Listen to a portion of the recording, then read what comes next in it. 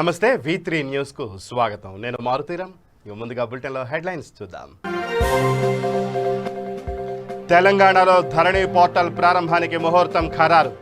విజయదశమి రోజున ప్రారంభించనున్న సీఎం కేసీఆర్. ప్రతిపక్షాల దుష్ప్రచారాన్ని తిప్పికొట్టాలని టీఆర్ఎస్ నేతలకు మంత్రి పిలుపు. సంక్షేమ పథకాలు చూసి ఓర్వలేకపోతున్నారని మండిపడ్డ కేటీఆర్. మార్కులే ప్రామాణికం కాకుండా నైతిక విలువలతో కూడిన విద్య అందించాలి సూచించిన ఆరోగ్య శాఖ మంత్రి ఈటెల రాజేందర్. ఏపీలో దేవాలయాలపై జరుగుతున్న దాడుల వెనుక టీడీపీ కుట్ర. అనుమానం కలుగుతోందన్న హోంమంత్రి సుచరిత.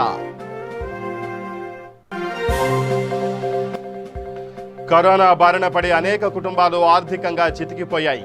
ఆదుకోవాలని విజ్ఞప్తి చేసిన కర్నూలు జిల్లా టీడీపీ అధ్యక్షులు సోమిశెట్టి వెంకటేశ్వర్లు. ఇక బులెటిన్లో డీటెయిల్స్ చూస్తే తెలంగాణలో ఇకపై పూర్తిగా ఎలక్ట్రానిక్ విధానంలోనే భూ రికార్డుల నిర్వహణకు ఉద్దేశించిన ధరణి పోర్టల్ ప్రారంభానికి ముహూర్తం ఖరారైంది. ప్రతిష్టాత్మకంగా రూపొందించిన ఈ పోర్టల్ను దసరా రోజు ప్రారంభించాలని రాష్ట్ర ప్రభుత్వం నిర్ణయించింది. విజయదశమి రోజున ఈ పోర్టల్ను సీఎం కేసీఆర్ ప్రారంభించనున్నారు. ఈ పోర్టల్కు అవసరమైన అన్ని పనులు దసరాలోపు పూర్తి చేయాలని అధికారులను సీఎం ఆదేశించారు. దీనికి అవసరమైన సాఫ్ట్వేర్, హార్డ్వేర్, బ్యాండ్విడ్త్ సిద్ధం చేయాలని సూచించారు. కొత్త రెవెన్యూ చట్టంపై తహసీల్దార్లు, డిప్యూటీ తహసీల్దార్లు, రిజిస్ట్రార్లకు శిక్షణ ఇవ్వాలన్నారు. ఇటీవల రాష్ట్ర ప్రభుత్వం కొత్త రెవెన్యూ చట్టానికి సంబంధించిన బిల్లులను అసెంబ్లీలో ఆమోదించిన విషయం తెలిసిందే. వీఆర్ఓ వ్యవస్థ రద్దు బిల్లుతో పాటు అనేక మార్పులతో ధరణి పోర్టల్ను తీసుకొస్తున్నట్లు సభలో సీఎం ప్రకటించారు. దీంతో ధరణి పోర్టల్గా వ్యవహరిస్తున్న integrated land records management system ఇకపై మరింత కీలకం కానుంది. ఇకపై ఏకకాలంలోనే రిజిస్ట్రేషన్, మ్యూటేషన్ జరిగిపోనుంది.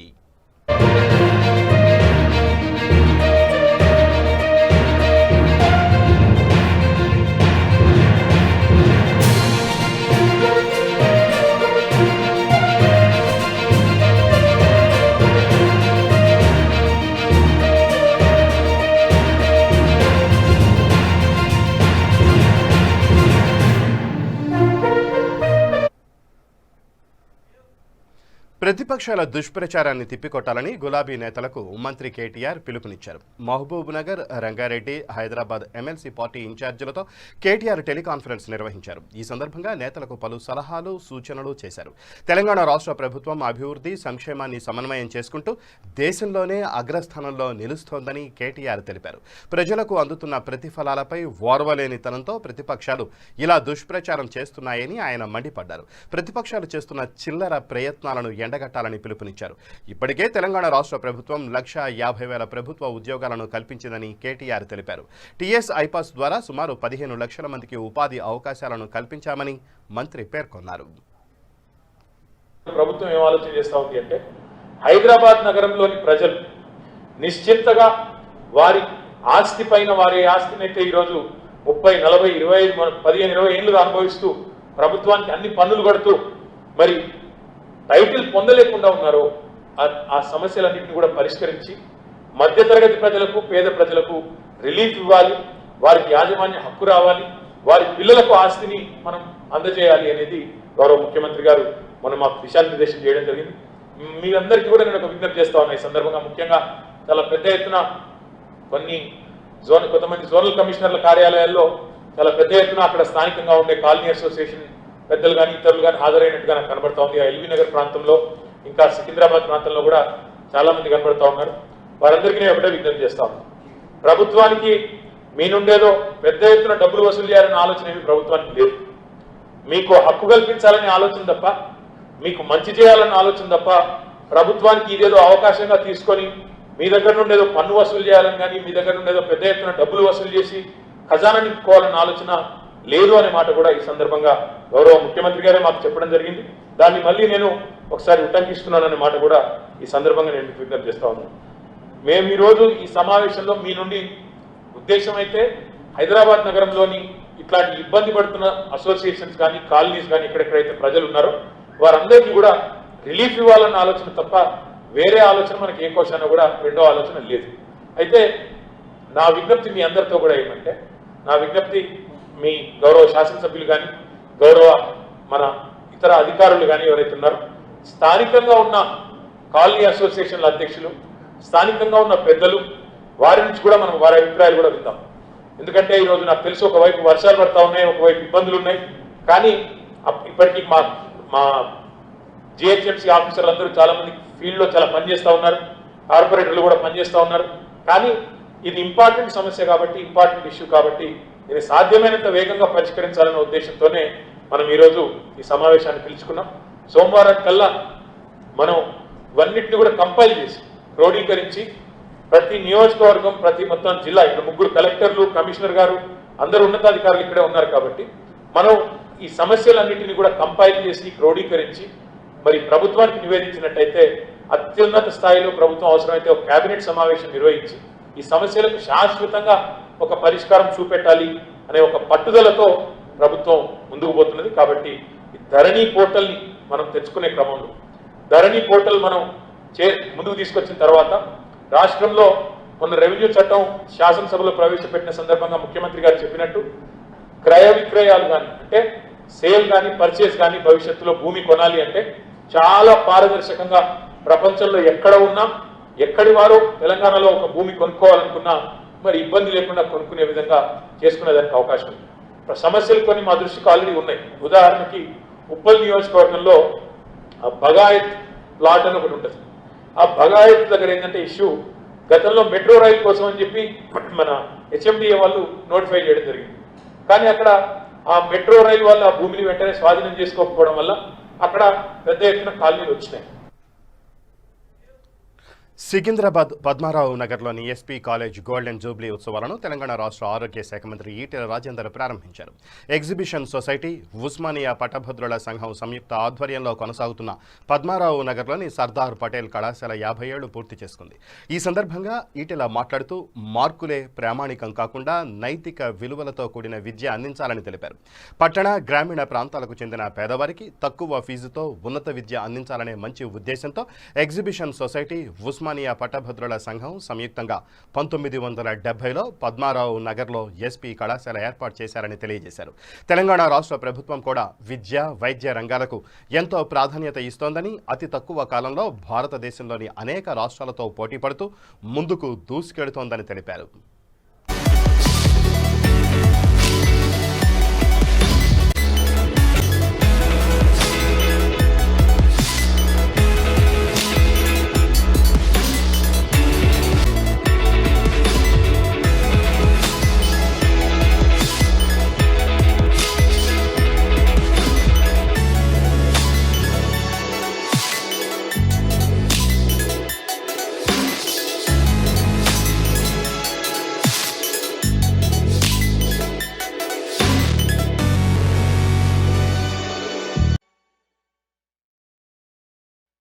ఈ కాలేజీలో పనిచేస్తున్నటువంటి టీచర్స్కి, నాన్ టీచింగ్ స్టాఫ్కి,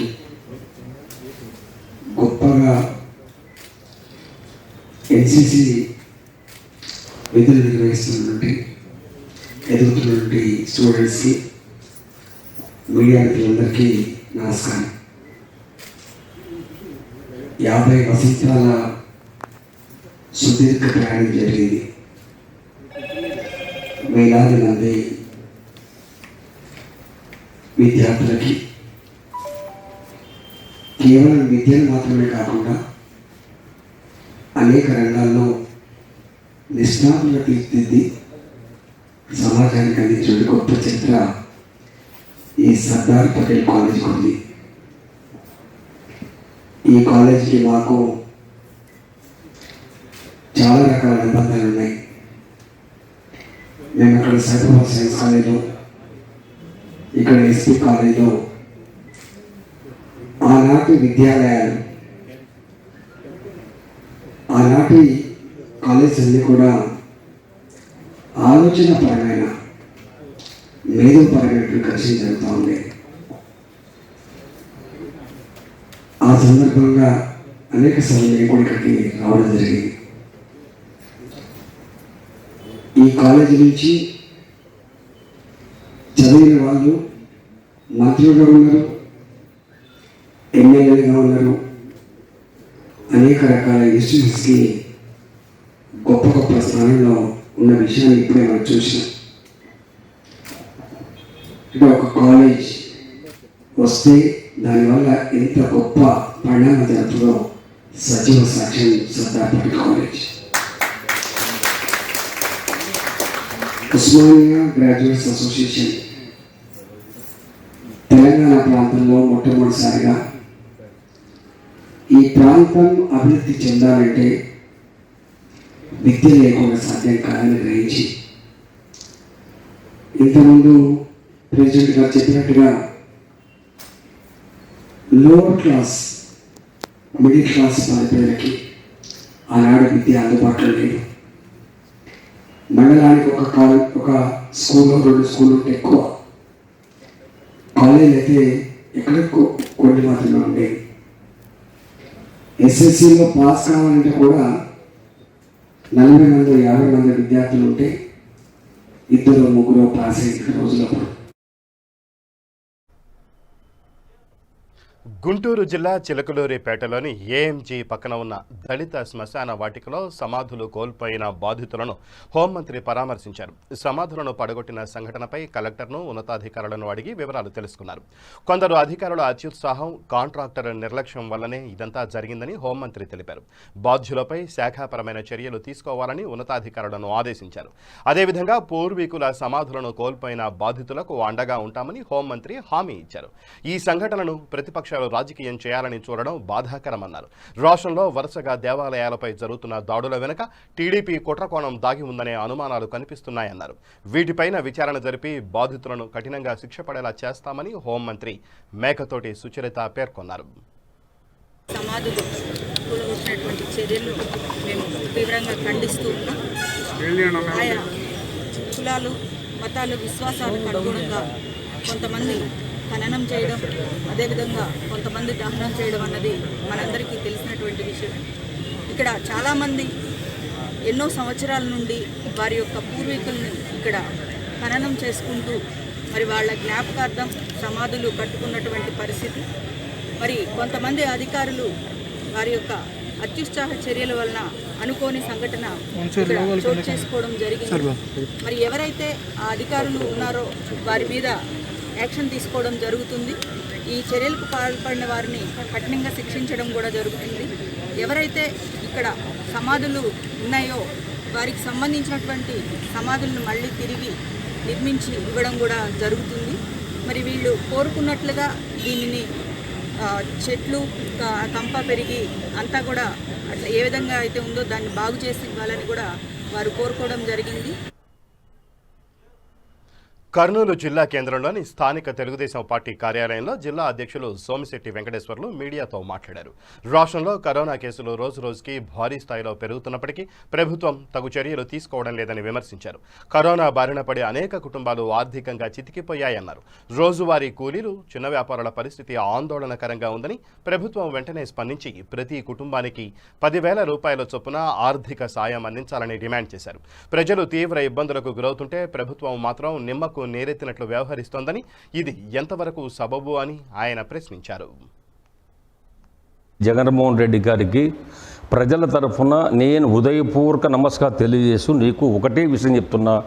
ఆంధ్ర ప్రజానీకాన్ని ప్రజలు రక్షించే బాధ్యత మీ మీద ఉందా లేదా?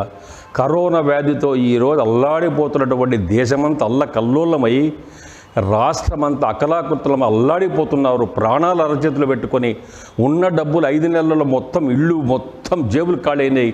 ఇవాళ టిఫిన్ చేయాలంటే పిల్లలు ఏ విధంగా అన్నం పెట్టాలి, పిల్లలకు ఇవాళ సంసారం పోషించాలంటే చాలామంది ఇబ్బంది పడే పరిస్థితులు కానొస్తూ ఉంది. ఎన్నోసార్లు చెప్పాం ముఖ్యమంత్రి గారు, దయచేసి ఒక్కసారి ప్రజల మొర ఆలకించండి. ఎందుకంటే మీ బాధ్యత, మీ ధర్మం అది. ప్రజలకు కాపాడే ఒక ముఖ్యమంత్రి, ఒక పార్టీకి ముఖ్యమంత్రి కాదు మీరు, ప్రజలకు, ఆంధ్రప్రదేశ్కు 5 కోట్ల మంది ప్రజలకు ముఖ్యమంత్రి మీరు.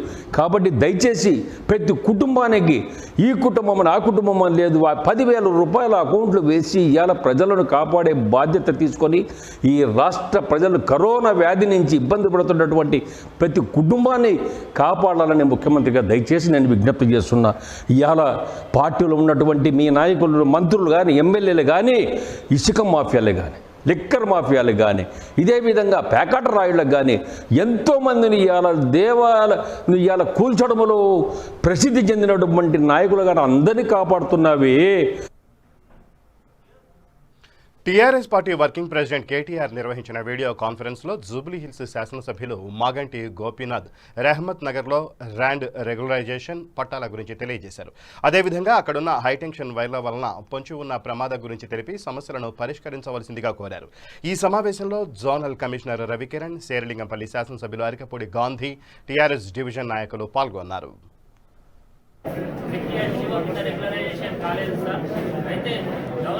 శాసనసభ్యులు శ్రీ మాగంటి గోపీనాథ్ గారి ఆధ్వర్యంలో దీనికి పరిష్కారం లభించాలని చెప్పేసి మా రెహమత్ నగర్ వెల్ఫేర్ అసోసియేషన్ తరఫున రిప్రజెంటేషన్ ఇవ్వడం జరిగింది సార్. అయితే గౌరవ శాసనసభ్యులు ఈ ఇష్యూని కలెక్టర్కి తీసుకెళ్లడం జరిగింది సార్. కలెక్టర్ నుండి ఇదే ఇష్యూని సిఎస్కి కూడా తీసుకెళ్లడం జరిగింది sir, special secretary to the government. అయితే ఇప్పటికీ కూడా ఈ సమస్య పరిష్కరించబడలేదు సార్. ముఖ్యంగా ఏంటంటే సార్ ఇక్కడ ఈ ల్యాండ్ వచ్చేసి నిమ్స్ని అంటే కేంద్ర ప్రభుత్వం ల్యాండ్ అయినటువంటి స్మాల్ స్కేల్ ఇండస్ట్రీకి సంబంధించిందని చెప్పడం జరుగుతుంది సార్. ముఖ్యంగా ఈ సర్వేను ఈ యొక్క ల్యాండ్ను సర్వే చేయించినట్లయితే ఈ ల్యాండ్లో రాష్ట్ర ప్రభుత్వం ఎంత కేంద్ర ప్రభుత్వం ఎంత అనేది బయటపడుతుంది సార్. అప్పుడు కానీ రాష్ట్ర ప్రభుత్వం చెందిన ల్యాండ్ ఏదైనా ఉంటే ఈ 3000 కుటుంబాలలో కొందరికైనా ముందుగా లబ్ధి చేకూరుతుంది సార్. అయితే మొదటిసారిగా దీన్ని ల్యాండ్ సర్వే చేయించినట్లయితే మన రాష్ట్ర ప్రభుత్వం సంబంధించిన ల్యాండ్ ఉన్నట్లయితే దాన్ని వారికి కూడా కొంత లబ్ధి చేకూరుతుంది సార్. ఎల్బీ నగర్ నియోజకవర్గం బిఎన్ రెడ్డి మున్సిపాలిటీ పరిధిలోని హరిహరాపురం, రామాలయం, కప్పల చెరువు కాలనీలు పూర్తిగా నీటితో మునిగిపోయాయి. అక్రమ వెంచర్లలో ఇళ్లు నిర్మించడం వల్ల ఇప్పుడు ఈ సమస్య ఏర్పడిందని ప్రజలు వాపోతున్నారు. గతంలో కప్పల చెరువు ఆక్రమణకు గురైందని, ఇప్పుడు వర్షం ఏకధాటిగా కురవడం వల్ల ఇక్కడున్న ఇళ్లు పూర్తిగా మునిగిపోతున్నాయని స్థానికులు ఆందోళన చెందుతున్నారు. ఇప్పటికైనా అధికారులు గుర్తించి ఈ ప్రాంతంలో అక్రమ నిర్మాణాలు ఆపాలని కోరుతున్నారు.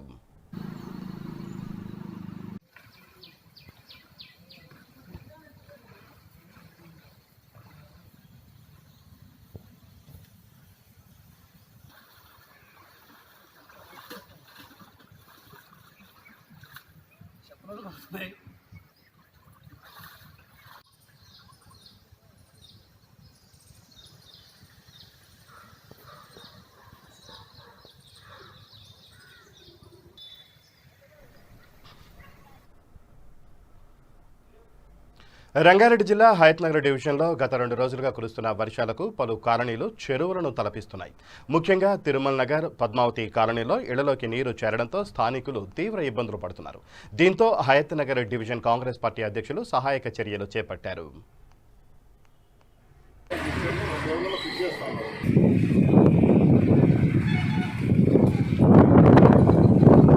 శ్రీనివాసరెడ్డి, హయత్నగర్ డివిజన్ కాంగ్రెస్ పార్టీ అధ్యక్షులు. ఈరోజు ఈ వర్షాల వల్ల తిరుమల కాలనీ కట్టమై సమయంలో హయత్నగర్ డివిజన్ సంబంధించింది. దీంట్లో గతంలో ఎన్నో రోజులు ఈ కాలనీ ప్రజలు మన కార్పొరేటర్ తిరుమలరెడ్డి గారికి ఎంతో వినతి చేసినా కానీ ఈరోజు వరకు ఈ కాలనీ పరిస్థితి అలా యథాతథంగానే ఉన్నది. కాలనీ సమస్య మాత్రం ఇక్కడ తీరట్లేదు. గతంలో కాలనీ వాసులు సొంతంగా మట్టి కూడా వేసుకోవడం జరిగింది. ఇంకా కూడా దాన్ని రీకార్పెటింగ్ అని ఒక పేరు పెట్టేసి రీకార్పెటింగ్ రోడ్లు వేస్తున్నారు తప్పిస్తే ఇట్లాంటి కాలనీలో రోడ్లు లేకపోవడం ఒక పెద్ద తప్పిదంగా మేము భావిస్తూ ఉన్నాం. దీన్ని తక్షణమే మున్సిపల్ అధికారులు, స్థానిక ఎమ్మెల్యే గారు దీన్ని పట్టించుకొని, ఎలాగూ తిరుమలరెడ్డి గారు చేయరు కాబట్టి దయచేసి మీరైనా దీన్ని పట్టించుకొని కాలనీ సమస్య తీరుస్తారని చెప్పేసి మేము మనవి చేస్తున్నాం. ఒకసారి మీరు చూడండి కాలనీల పరిస్థితి, ఇళ్ళ మధ్యన ఏ రకంగా నీళ్ళు నిలిచో చూడండి. మీరు చుట్టుపక్కల ఎక్కడ కూడా మొత్తం వీళ్ళు నివసించడానికి ఇబ్బందికరంగా ఉంది. ఒకవైపు డెంగ్యూ వ్యాధి, మరొక వైపు కరోనా మహమ్మారి. వీటి మధ్య ప్రజలు సతమతమవుతూ చిన్నపిల్లలు కనీసం ఏ రోజైనా ప్రశాంతంగా పండుకోగలుగుతారంటే అది కూడా లేకున్న పరిస్థితి ఏర్పడేది. దయచేసి ఇక ముందు ఇలా జరగకుండా చేయాలని చెప్పేసి ఈ కాలనీ తరఫు నుంచి మేము మున్సిపల్ అధికారులను, ఎమ్మెల్యే గారిని కోరుతూ ఉన్నాము. మున్సిపల్ శాఖ మంత్రి కేటీఆర్ నిర్వహించిన వీడియో కాన్ఫరెన్స్లో greater Hyderabad municipal corporation Rajendranagar circle కార్యాలయం నుంచి చేవేళ్ల ఎంపీ రాజేంద్రనగర్ ఎమ్మెల్యే ప్రకాష్ గౌడ్ పాల్గొన్నారు. ఈ సందర్భంగా కేటీఆర్ ప్రభుత్వానికి చెందిన భూములు కబ్జాలకు గురవుతున్న విషయాలను ప్రజలను అడిగి తెలుసుకున్నారు. ఈ కార్యక్రమంలో డీసీ ప్రదీప్ కుమార్ తదితరులు పాల్గొన్నారు.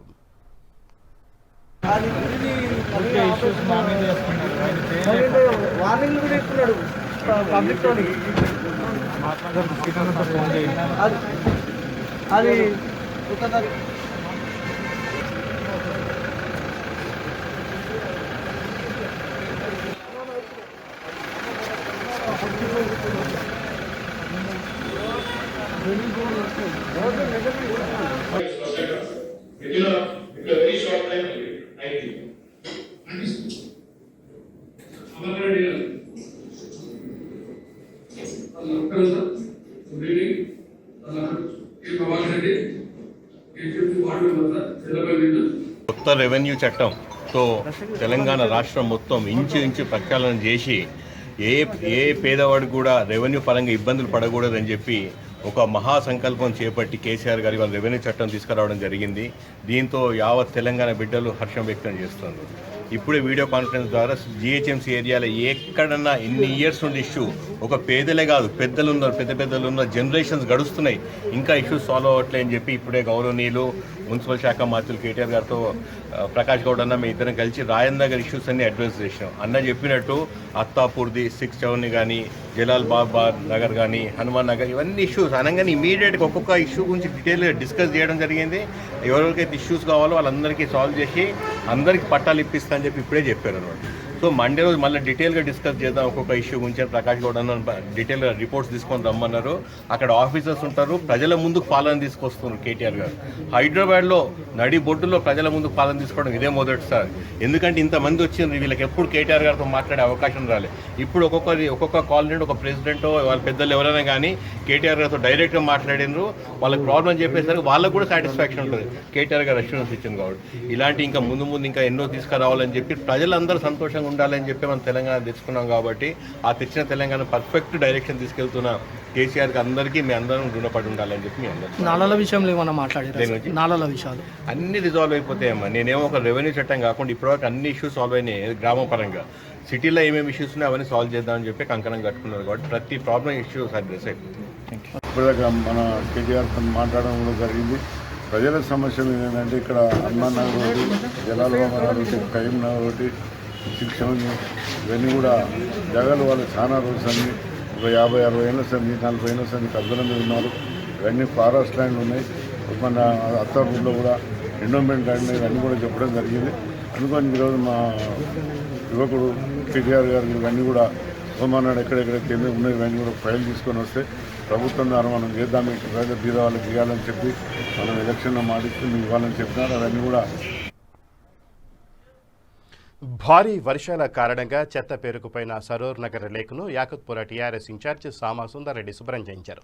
ఈ కార్యక్రమంలో IS southern division standing committee member corporator Sama Swapna Sundar Reddy, TRS నాయకులు తదితరులు పాల్గొన్నారు.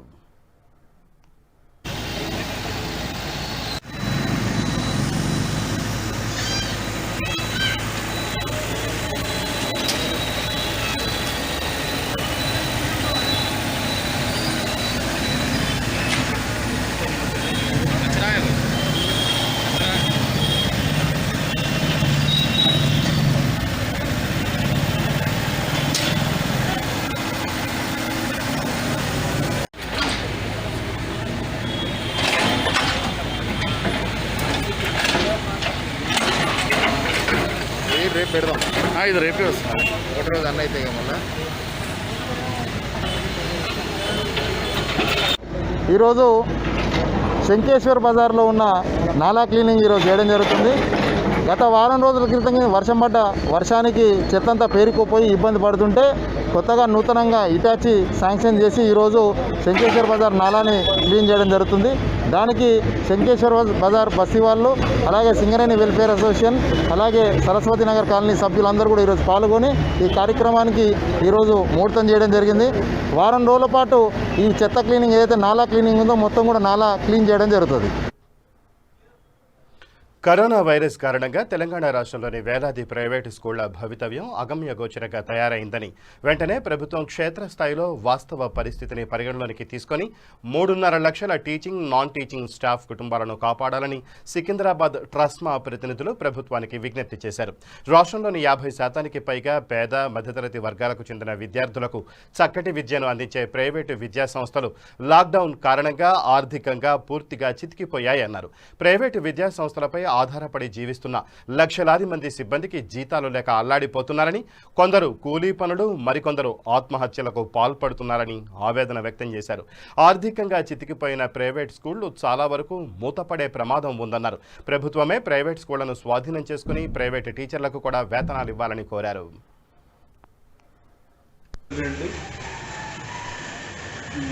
శివరామ్ గారు చెప్పినట్టు ఎన్నోసార్లు గవర్నమెంట్కి ఎన్నో రిప్రజెంటేషన్స్ ఇస్తేనే పోయాము, బట్ ఇంతవరకు ఏది జరగకపోయింది. మా స్మాల్ రిక్వెస్ట్ ఏంటిదంటే ఈ పిల్లల్ని, ఆ టీచర్ని, ఆ స్కూళ్ళని గవర్నమెంట్ని ఆదుకోవాలని కోరుతున్నాను. It is my small request.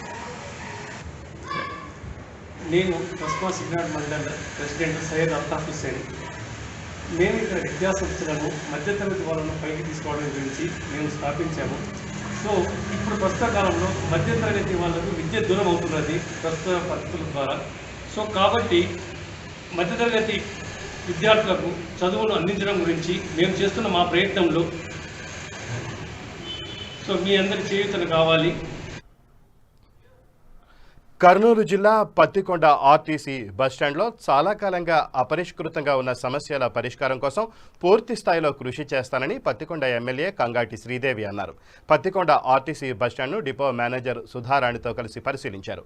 Bus stand ఆవరణలో తాగునీరు, డ్రైనేజ్, సీసీ రోడ్లు వేసేందుకు చర్యలు తీసుకుంటామన్నారు.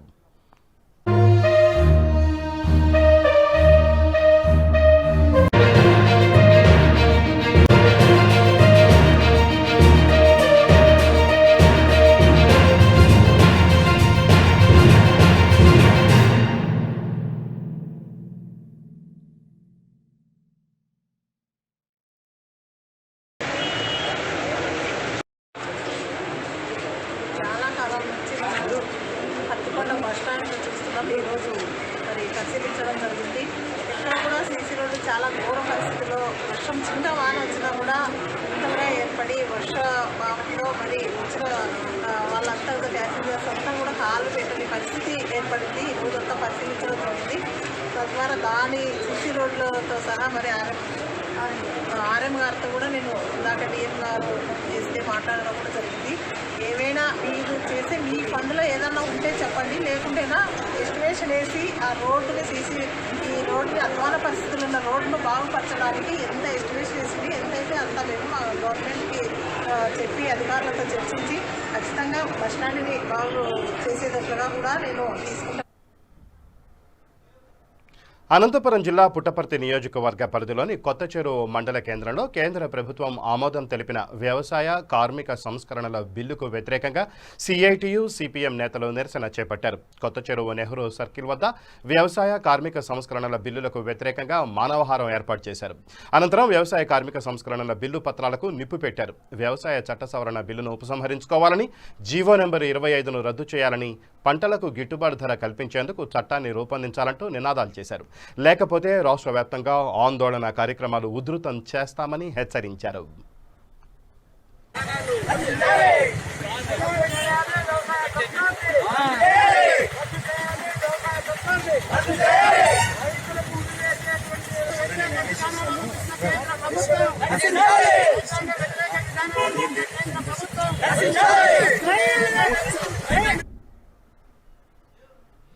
అనంతపురం జిల్లా తాడిపత్రి నియోజకవర్గ వ్యాప్తంగా కురిసిన భారీ వర్షాలకు బుగ్గనిట్టూరు, దేవరకొన వాగులు, వంకలు పొంగిపొర్లుతున్నాయి.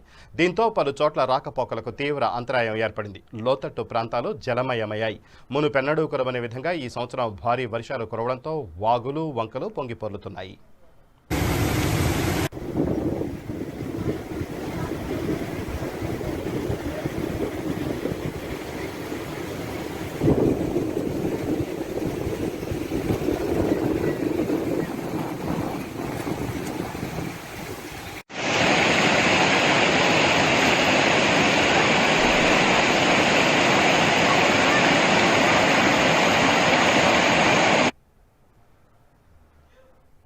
ఇక బులెటిన్ ముగించే ముందు హెడ్లైన్స్ మరోసారి.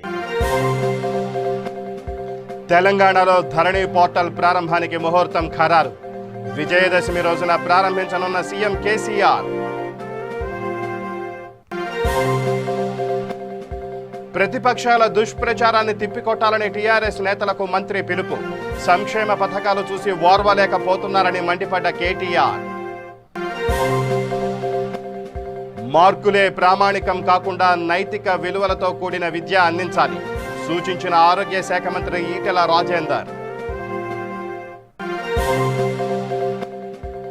ఏపీలో దేవాలయాలపై జరుగుతున్న దాడుల వెనుక టీడీపీ కుట్ర. అనుమానం కలుగుతోందన్న హోంమంత్రి సుచరిత. కరోనా బారిన పడి అనేక కుటుంబాలు ఆర్థికంగా చితికిపోయాయి. ఆదుకోవాలని విజ్ఞప్తి చేసిన కర్నూలు జిల్లా టీడీపీ అధ్యక్షులు సోమిశెట్టి వెంకటేశ్వర్లు. ఇవి బులెటిన్ విశేషాలు. మరిన్ని న్యూస్ అప్డేట్స్ కోసం చూస్తూనే ఉండండి V3 న్యూస్. లక్ష్యం సమాజ హితం.